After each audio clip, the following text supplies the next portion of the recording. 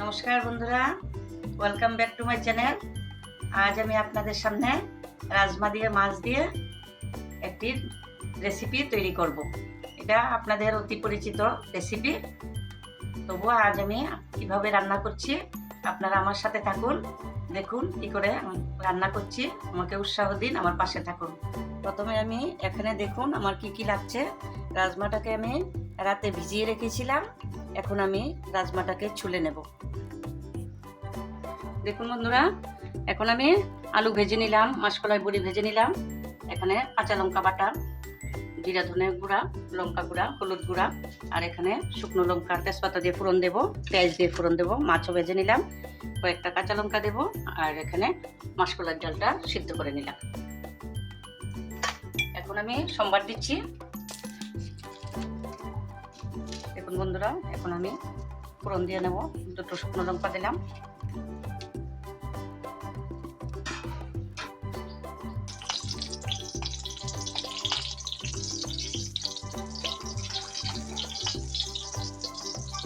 তেজপাতা দেব,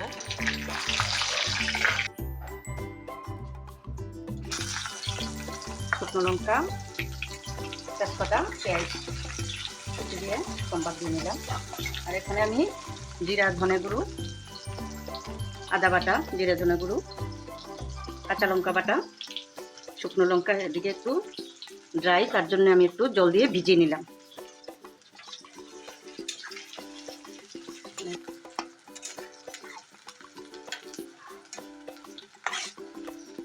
চারটে কাঁচা লঙ্কার টুকরো দিয়ে দিলাম। এখন আমি মশলাটা দিয়ে দেব।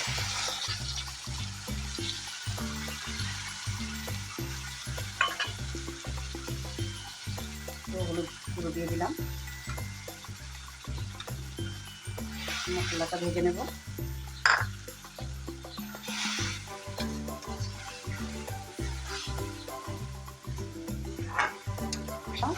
আমার মশলাটা ভাজা হয়ে গেছে, মশলাটা একটু ভালো করে ভেজে নিতে হবে।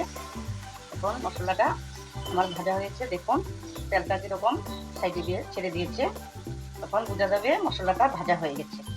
এখন আমি একটা একটা করে আইটেম দিয়ে দেব।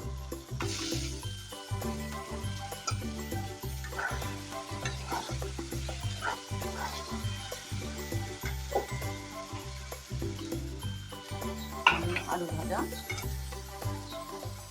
এগুলো একটু পরে দেব, মাসকলাই বড়িগুলো ভেঙে যায় তার জন্য একটু পরে দেব।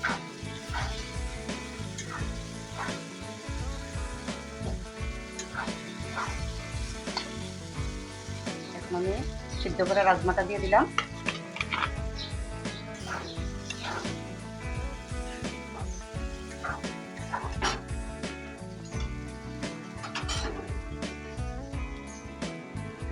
দেখুন বন্ধুরা, এখানে আমি কুসুম গরম জল করে রেখেছিলাম।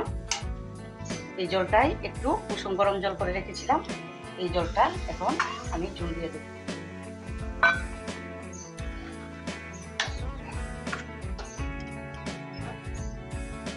পরিমাণ মতো নুন দিয়ে দেব,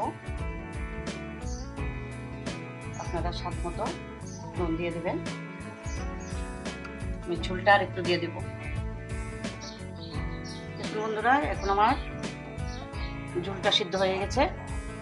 এখন আমি মাছটা ছেড়ে দেব, একে একে মাছটা ছেড়ে দিচ্ছি।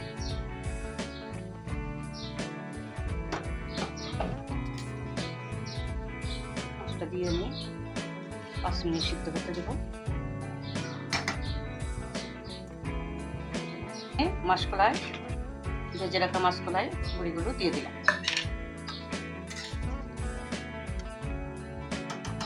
আমি গরম মশলাটা দিয়ে দিব।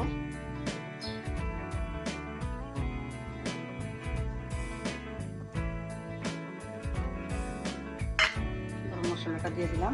এখন আমার 5 মিনিট ওয়েট করতে হবে।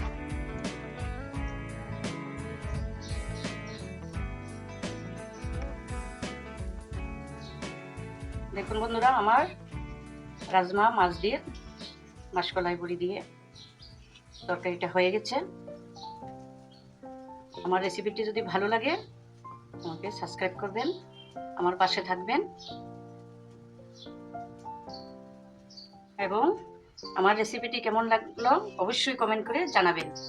আমার সাথে থাকুন, আমাকে উৎসাহ দিন, আমার পাশে থাকুন। নমস্কার, ধন্যবাদ।